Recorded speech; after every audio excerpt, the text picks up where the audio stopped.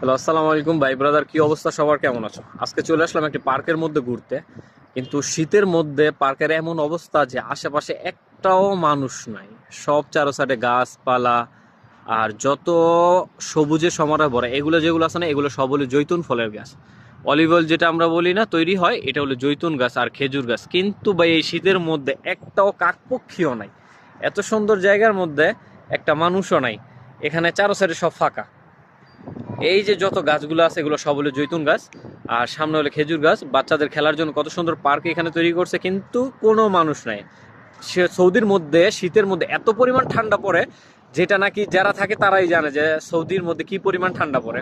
আর আমি আসার সময় ভাবছিলাম যে সৌদি মনে হয় মরুভূমি রাষ্ট্র, গরম রাষ্ট্র, এখানে ঠান্ডায় কোনো কিছু হয় না, কোনো কিছু পড়ে না। কিন্তু শীতে এত পরিমাণ শীত পড়ে, মানে বলে না যেমন গরমের সময় এত পরিমাণ গরম, আর শীতের সময় এত পরিমাণ শীত, মাইনাস পর্যন্ত চলে যায়। তো আমি এই পর্যন্ত বৃষ্টি দেখছি, বরফের বৃষ্টি। অন্য সবাই দেখছেন কিনা জানি না, তো জানায়েন।